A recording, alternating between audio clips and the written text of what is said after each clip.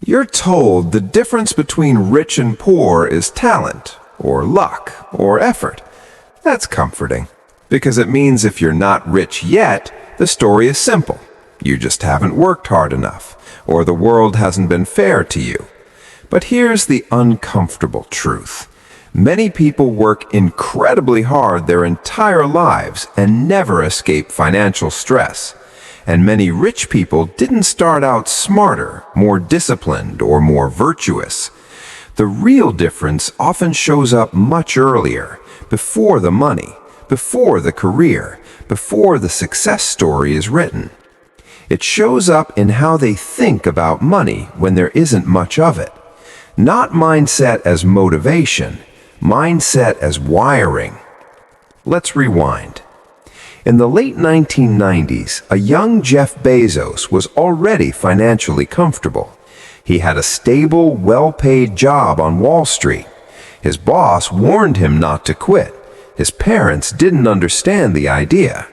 Online bookstores sounded absurd. But Bezos ran a simple mental calculation. He later called it a regret minimization framework. He wasn't asking, "What if I fail?" He was asking, "What will I regret not trying?" That question alone tells you something important. Poor mindset is optimized to avoid pain today. Rich mindset is optimized to avoid regret tomorrow. That difference compounds because money decisions aren't made once, they're made every day, quietly, under pressure. Let's make this practical. Imagine two people earning the same salary. One sees money as something fragile, easy to lose, hard to replace. The other sees money as something fluid, a tool, a resource that can move and grow. The first asks, "How do I protect this?" The second asks, "How do I deploy this?" Same income, different mental operating systems. And the system matters more than the starting balance. Psychologists call this scarcity versus abundance framing, but we don't need labels. You already know what it feels like. When money feels tight, your brain shrinks the future. You focus on bills, next month, maybe next week. Long-term thinking feels like a luxury. That's not stupidity, that's biology.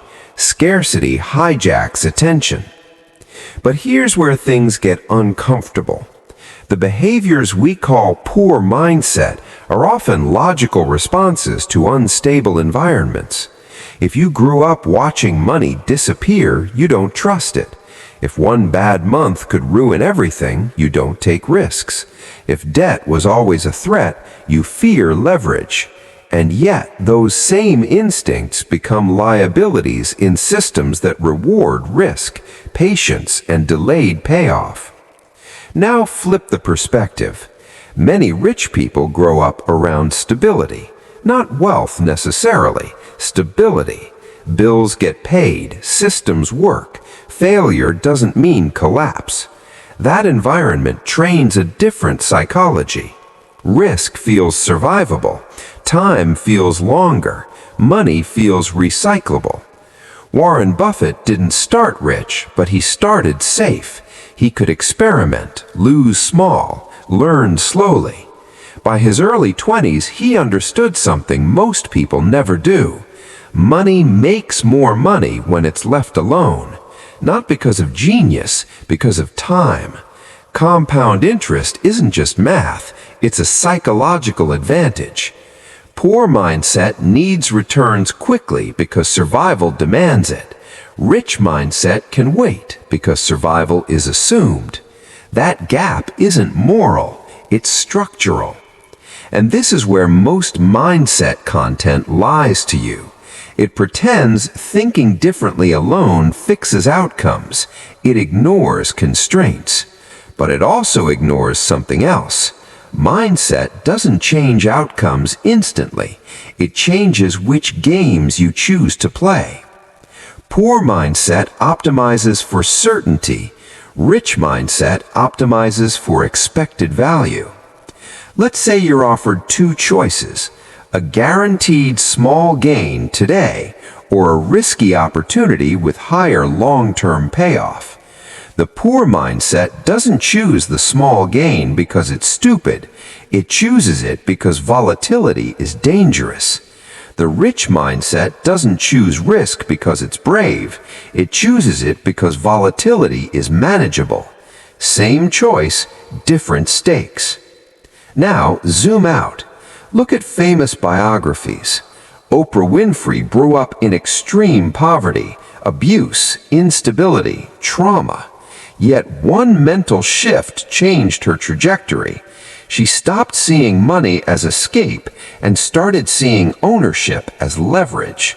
Not just earning, owning platforms, owning distribution. That shift didn't come from motivation.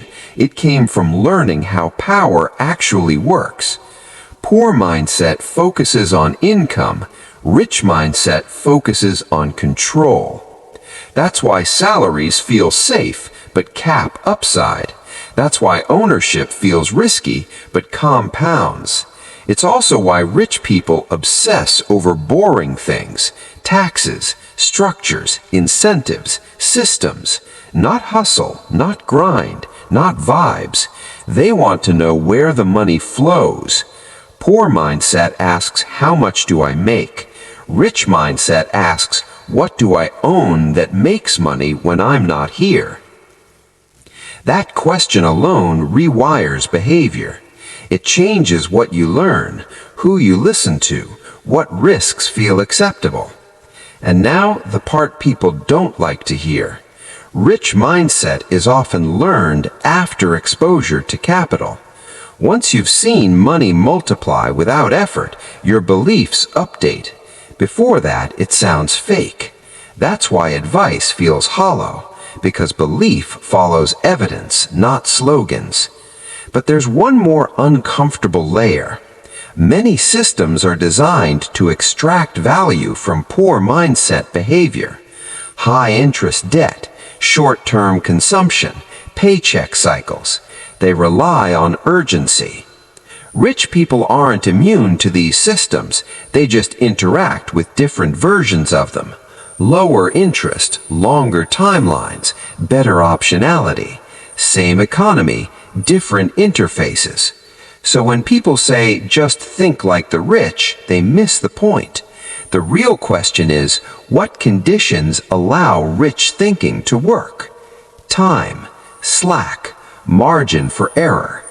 Without those, mindset advice becomes cruelty. But here's where the story doesn't end in despair.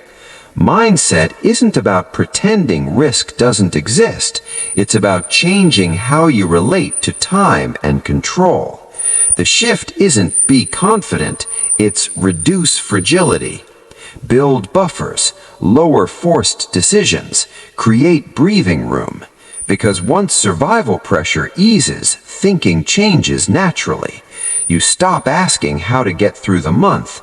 You start asking what this decision does over 5 years. And that question changes everything.